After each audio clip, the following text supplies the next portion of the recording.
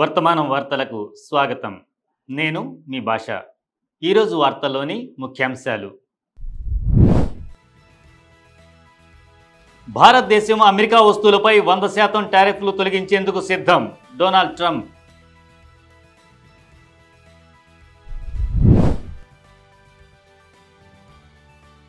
Ration కార్డుల భౌతిక పరిశీలనకు ప్రాధాన్యం ఇవ్వాలి. మంత్రి ఉత్తమ్ కుమార్ రెడ్డి ఆదేశం.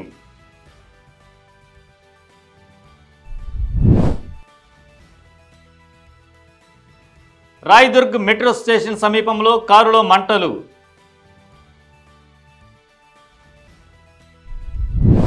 అమెరికా అధ్యక్షుడు డొనాల్డ్ ట్రంప్ వెల్లడించినట్లుగా భారత్ అమెరికా వస్తువులపై ఉన్న అన్ని టారిఫ్లను తొలగించేందుకు సన్నద్ధమని చెప్పారు. అయితే ట్రంప్ ఈ ఒప్పందం త్వరగా తుది రూపం పొందనుందన్నది తాము త్వరపడటం లేదని చెప్పారు.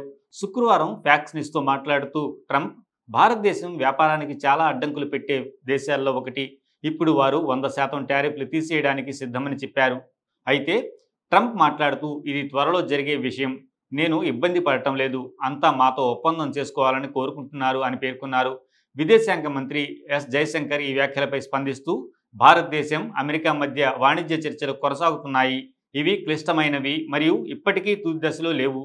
రెండు దేశాలకు లాభదాయకమైన ఒప్పందం కావాలి అన్నారు. అంతేకాకుండా ట్రంప్ మరో 2-3 వారాల్లో కొత్త దిగుమతి టారిఫ్లను ప్రకటించబోతున్నట్టు చెప్పారు.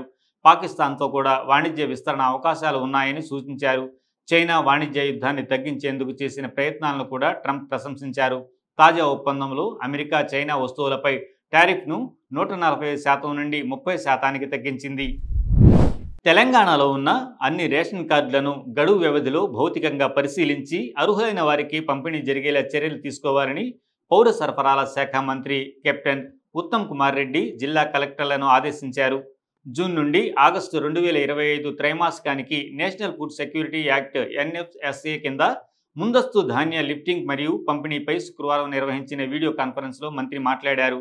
నకిలీ లేదా అర్హత లేని కార్డులను వ్యవస్థ నుండి తొలగించడం ద్వారా మాత్రమే నిబంధనల ప్రకారం అర్హులైన వారికి మాత్రమే రేషన్ లబ్ధి అందేలా చేయాలన్నారు.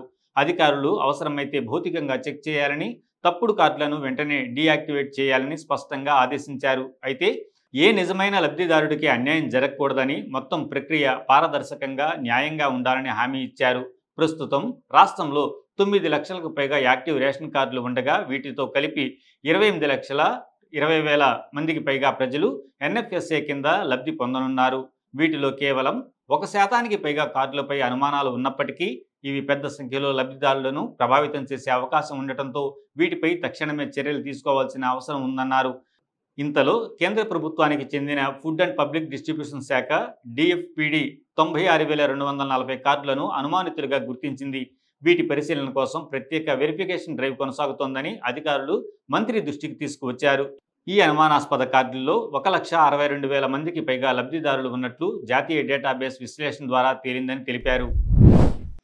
శుక్రవారం మే 16న హైదరాబాద్లో రాయదుర్గ్ మెట్రో స్టేషన్ సమీపంలో ఓ కారులో మంటలు రేగాయి. కారు డ్రైవర్కు ఎలాంటి గాయాలు కాలేదు. ఈ ఘటన ట్రాఫిక్ ఎక్కువగా ఉండే ప్రాంతంలో జరగడం వలన ప్రయాణికుల్లో తీవ్ర ఆందోళన కలిగించింది.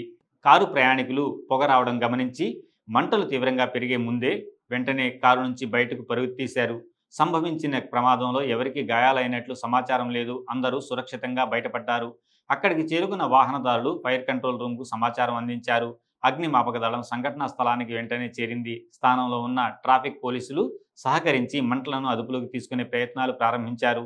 మంటలు సమీపంలో ఉన్న ఇతర వాహనాలకు వ్యాప్తి కాకుండా మరింత ప్రమాదాలు జరగకుండా ట్రాఫిక్ పోలీసులు ప్రయత్నించారు. ఈ ఘటనకు గల కారణాలు ఇంకా తేలాల్సి ఉంది. ఈ ఘటన కారణంగా ఆ ప్రాంతంలో తాత్కాలిక ట్రాఫిక్ జామ్ ఏర్పడింది. అయితే దీనిని త్వరగా సరిచేశారు. సమగ్ర వార్తల సమాహారం వర్తమానం. లైక్ చేయండి, షేర్ చేయండి, సబ్స్క్రైబ్ చేయండి. వర్తమానాన్ని ప్రజల్లోకి తీసుకువెళ్ళండి.